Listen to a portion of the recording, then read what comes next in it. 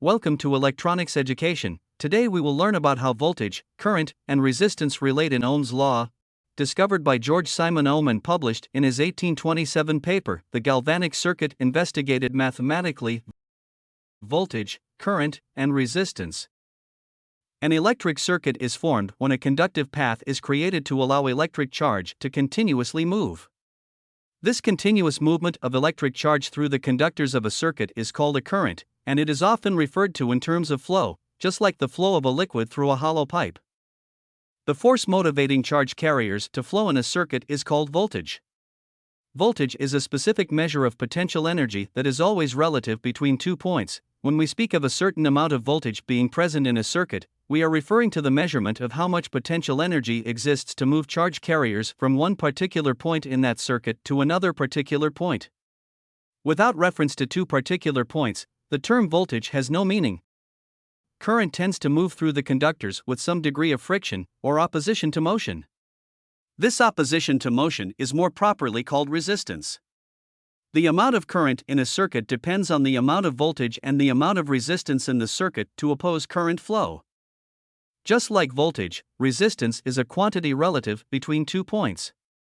For this reason, the quantities of voltage and resistance are often stated as being between or across 2 points in a circuit.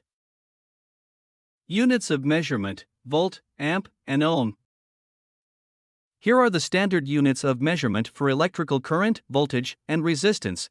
The symbol given for each quantity is the standard alphabetical letter used to represent that quantity in an algebraic equation. Standardized letters like these are common in the disciplines of physics and engineering and are internationally recognized.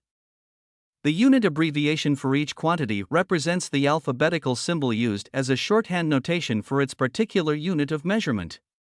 And, yes, that strange-looking horseshoe symbol is the capital Greek letter omega, just a character in a foreign alphabet. Each unit of measurement is named after a famous experimenter in electricity: the amp after the Frenchman André M. Ampère, the volt after the Italian Alessandro Volta, and the ohm after the German George Simon Ohm.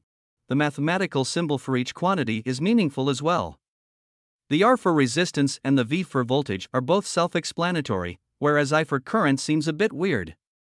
The I is thought to have been meant to represent intensity of charge flow. And the other symbol for voltage, E, stands for electromotive force.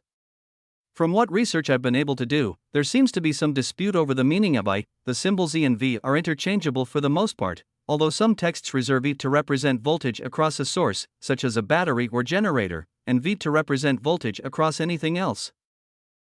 The Ohm's law equation. Ohm's principal discovery was that the amount of electric current through a metal conductor in a circuit is directly proportional to the voltage impressed across it, for any given temperature. Ohm expressed his discovery in the form of a simple equation, describing how voltage, current, and resistance interrelate. In this algebraic expression, voltage, E, is equal to current, I, multiplied by resistance, R.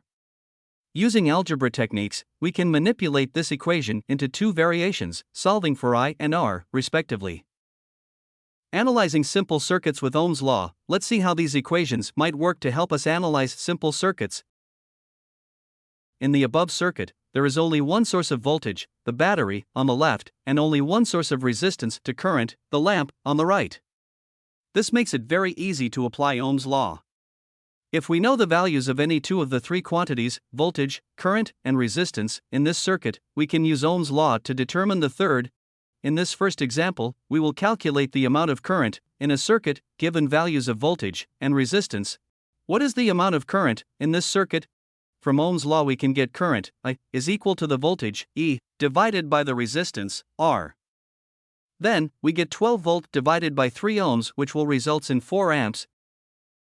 In this second example, we will calculate the amount of resistance in a circuit, given values of voltage and current. What is the amount of resistance offered by the lamp? From Ohm's law we can get resistance, R, is equal to the voltage, E, divided by the current, I.